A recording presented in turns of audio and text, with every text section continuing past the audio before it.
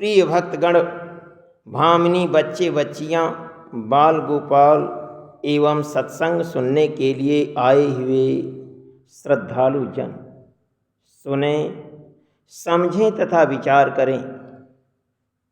आज का सत्संग है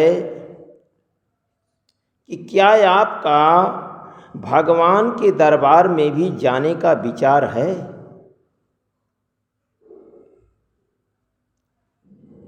सुनिए, आपके शरीर में उभाड़ हो रहा है।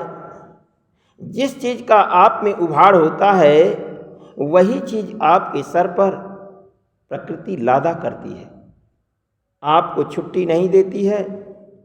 यदि आपके मन में चोरी की इच्छा जागृत हो गई तो आप चोरी अवश्य करेंगे। यदि आप बदमाशी की ओर चले गए तो बदमाशी का उभाड़ हो जाएगा। यदि आप गृहस्थी की ओर सोचने लगे, यह नहीं हुआ, वह नहीं हुआ, तो गृहस्थी का उभाड़ हो जाएगा।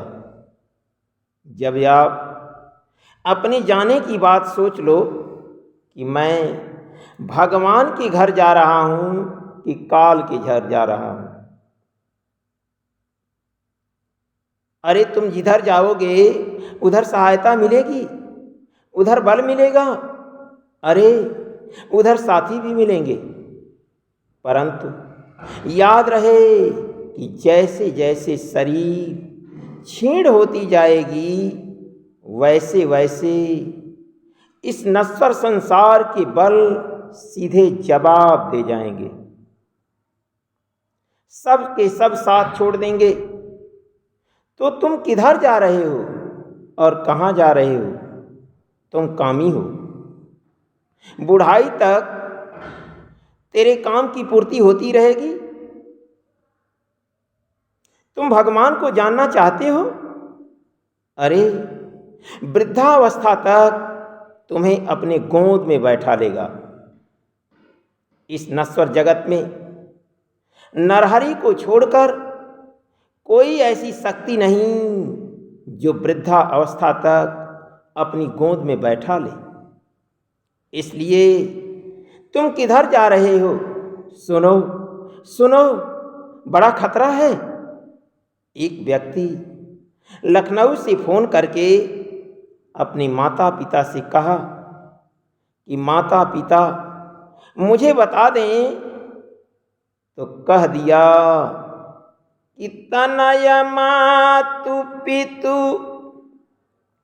तो सनिहारा, दुर्लभ जननी सकला संसार।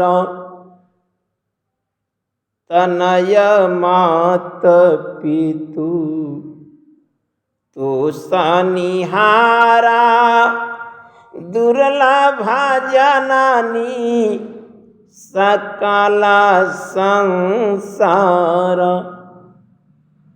क्या तुम माँ को चिन्हा है?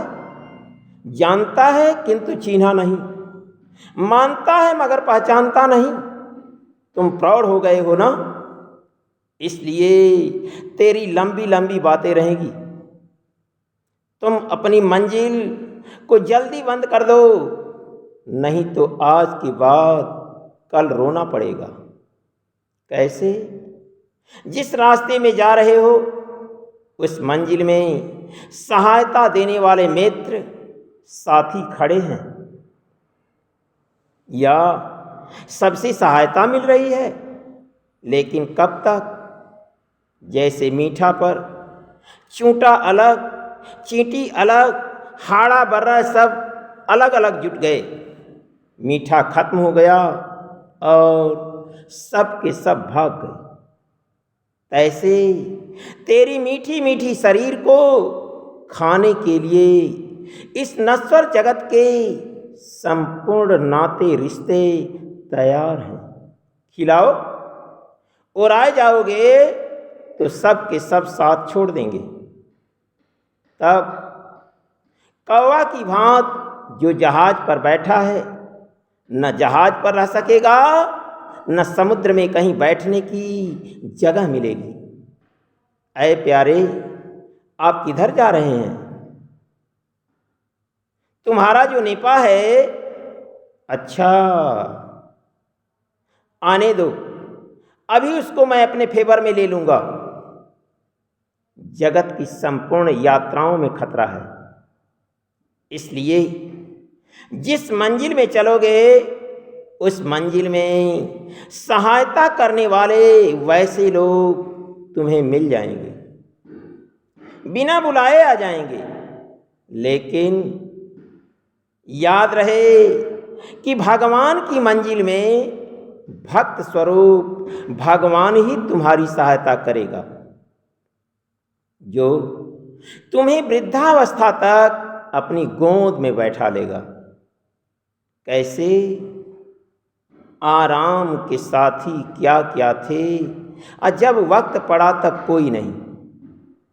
ऐ प्यारे, मैं भी अपनी मंजिल चलता हूँ, उस रास्ते में मुझे क्या करना है उसे करता भी हूँ। क्यों? इसलिए कि मुझे भी तो कुछ करना है। बिना कुछ किए तो जान बचेगी नहीं, क्योंकि कोई करके जाता है तो कोई सो के जाता है, तो कोई बैठ कर जाता है। मेरी यात्रा में साथी हैं कि नहीं, लेकिन यात्रा क्यों बंद करूं? काम क्यों बंद होगा भाई? कोई नहीं मिलेगा तो अकेले ही करूंगा। एक बात याद आ गई। क्या? पूज्य स्वामी जी के आश्रम पर एक फूलचंद नाम के भक्त थे, जो आज भी साथ में हैं। वह एक रोज दर्शन करके अपने घर जा रहे थे, तो स्वामी जी ने कहा कि फूलचंद, चींटी देखे हो? फूलचंद ने कहा, जी। कितनी छोटी चींटी अपनी शरीर से कितनी मिट्टी चाल देती है। फिर फूलचंद भक्त ने कहा, जी। फिर स्वामी जी ने कहा कि कोई नहीं आएगा तो अकेले ही किया जाएगा तो न होगा। फिर फूलचंद ने कहा, जी। इसके बाद फूलचंद साष्टांग दंडवत करके अपने घर के लिए रवाना हुए। इसलिए ऐ प्यारे, कोई नहीं मिलेगा तो अकेले ही करूंगा। संसार क्षेत्र बहुत धर्म और पाप की भूमि है। यहाँ बहुत बिछली है। तनिक सा इधर से उधर हुए कि पैर फिसल जाएगा। यहाँ दिन है और यहाँ रात है, यहाँ स्वार्थ है, यहाँ परमार्थ है। ऐ परमार्थ के पथ पर चलने वाले गुरु भक्त साधक, तुम 24 घंटे में कितना परमार्थ के रास्ते पर चले हो? कै घंटा, कै मिनट चले हो? तुम लोग अपने अपने विषय में जान लो। भगवान को चिढ़ाएगा क्या? कैसे? इस पर सूरदास जी का कथन है कि भजन बिनु कुकर सुकर जैसो, भजन बिनु कुकर सुकर जैसो, जैसे घर बिलाव के मूसा, रहत विषया बस वैसो, भजन बिनु कुकर सुकर जैसो, जैसे घर बिलाव के मूसा, रहत विषया बस वैसो, बग बगुली आरु गिद्ध गिद्धिनी आई जन्म लियो तैसो भजन बिनु कुकर सुकर जैसो। उनहुआ के गृहसुतदारा हैं उन्हें भेद कहूँ कैसो। उनहुआ के गृहसुतदारा हैं उन्हें भेद कहूँ कैसो।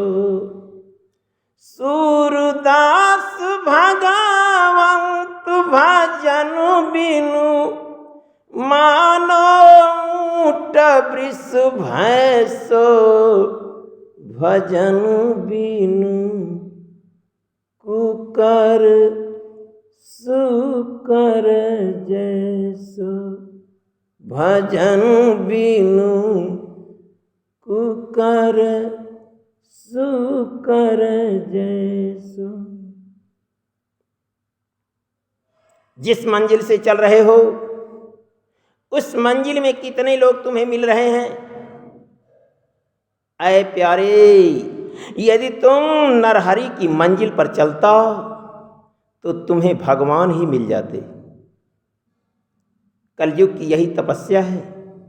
जरा सोचिए कि दिन भर पुत्र पुत्री, दुकान, खेती, गिरस्ती, नौकरी आदि जिसके तरफ जा रहे हैं उधर आपको कोई मिल रहा है, लेकिन भगवान तो तुझे नहीं मिलता।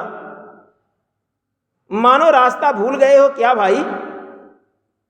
यदि आपकी रास्ता पक्की होती तो जिस तरह से मेरी सहायता इज्जत में, आबरू में, कुल धर्मों में सहायता मिलती है,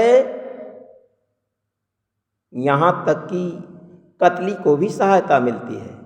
कैसे? वकील आ गया, वॉलिस्टर आ गया, सहायता मिल गई। लेकिन याद रहे कि भगवान की मंजिल पर चलने पर केवल भगवान ही तेरी सहायता करेगा। परंतु याद रहे कि इतनी जल्दी वह सहायता नहीं करता है। बहुत दुख या बहुत सी सिद्धियां देकर वह भुलवाता है। भूल जाओ तो जाओ, नहीं तो फिर आओ।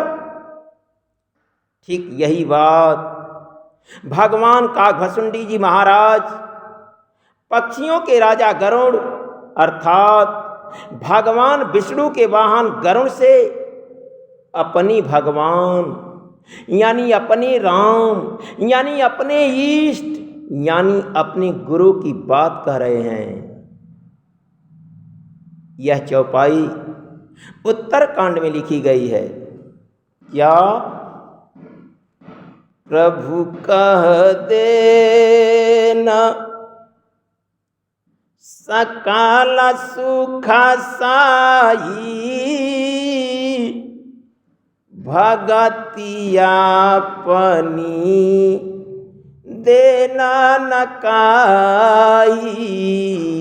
प्रभु कह देना सकल सुख साई, अभगतिया पनी देना न काई। तब काकी कहते हैं कि मैंने विचार किया कि भगति ही न सुखा कवने काजा। आया सब विचारी बोले उखा गराजा। भगति ही न सुखा कवने काजा, आया सब विचारी बोले उखा गराजा। यानी भक्ति के अलावा ये सब मुझे नहीं चाहिए।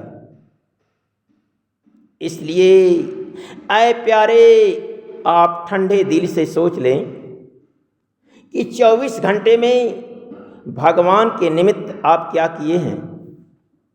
अपने निमित्त जो आप किए हैं वह हिसाब कच्चे हो गए, और भगवान के निमित्त जो आप किए हैं वह हिसाब पक्के हो गए। इसलिए आप जिधर जा रहे हैं उधर आपके मित्र सहायक खड़े हैं। चाहे आप नीच कामों में जाएं, चाहे आप ऊंच कामों में जाएं। इसलिए मैं आप लोगों से पूछता हूं कि क्या आपको भगवान के दरबार में भी जाने का विचार है? देखिए, संसारी नहीं बढ़िया है। क्यों? सर्वप्रथम वह भगवान का ही साथ छुड़ाता है। इसलिए संसार से प्रेम करोगे तो तेरी मंजिल कटकर संसार की तरफ चली जाएगी, और वहाँ उस ढंग के साथी मिलेंगे जिस ढंग के तुम्हारे विचार बनेंगे। इसलिए प्रेम मुझसे कर लीजिए। क्यों? मेरी भी मानव की ही शरीर है, लेकिन दोनों प्रकार के मनुष्यों में से दैवी संपदा वाले मनुष्य मुक्त हैं, और आसुरी संपदा वाले मनुष्य बंधन युक्त हैं। दैवी संपदा वाले मनुष्य आसुरी में नहीं फंसते हैं, वे माया से रहित हैं, इसलिए मोक्ष में हैं। जब मानव के हृदय में दैवी संपदा का बाहुल्य होता है तब मनुष्य ही देवता है, और जब आसुरी संपदा का बाहुल्य होता है तब मनुष्य ही राक्षस है। आसुरी स्वभाव वाले पुरुष प्रवृत्ति यानी व्यवहार का रास्ता, निवृत्त यानी परमार्थ का रास्ता, अर्थात ये दोनों रास्ता नहीं जानते हैं। वे सत्य और असत्य को, पवित्रता और अपवित्रता को, और अच्छे आचरण तथा सत्य की महिमा को भी नहीं जानते। आसुरी स्वभाव वाले पुरुष कहते हैं कि यह मानव शरीर केवल इंद्रियों के भोगों को भोगने के लिए ही बना है। परमार्थ, ईश्वर, परमेश्वर, मुक्ति, मोक्षादि बातें व्यर्थ हैं। इस प्रकार इस मिथ्या दृष्टिकोण के अवलंबन से, इस मिथ्या दृष्टिकोण के अवलंबन से जिनका स्वभाव बदल चुका है वे अल्प बुद्धि वाले मनुष्य अपकारी, पापाचारी, क्रूर कर्मी मनुष्य केवल जगत को नाश करने के लिए ही पैदा होते हैं। इसलिए उनसे संसार का अहित ही होता है, क्योंकि ऐसे स्वभाव वाले मनुष्य ही हत्या, अपहरण, बलात्कार आदि क्रूर कर्म करके संसार को दुख देते हैं। ऐसे स्वभाव वाले मनुष्य अपना और दूसरों का सर्वनाश कर देते हैं, जिससे संसार दुखमय हो जाता है। इसलिए ऐसे भ्रष्ट आचरणों का पालन करने वालों से बचने के लिए और भगवान के दरबार में जाने के लिए इस नश्वर संसार में केवल एक ही उपाय है। क्या? नाम धनी का ध्यान कर, सत्य वचन यह मान। नाम धनी का ध्यान कर, सत्य वचन यह मान। चतुर से मूरख भला, जो सुमिरत भगवान। इस प्रकार आप अपने जीवन में 24 घंटे में कितना भगवान के मार्ग पर चलते हैं, अपना अपना समझें। इन संपूर्ण वचनों पर विचार करें, जिससे आप लोगों का कल्याण हो। और बस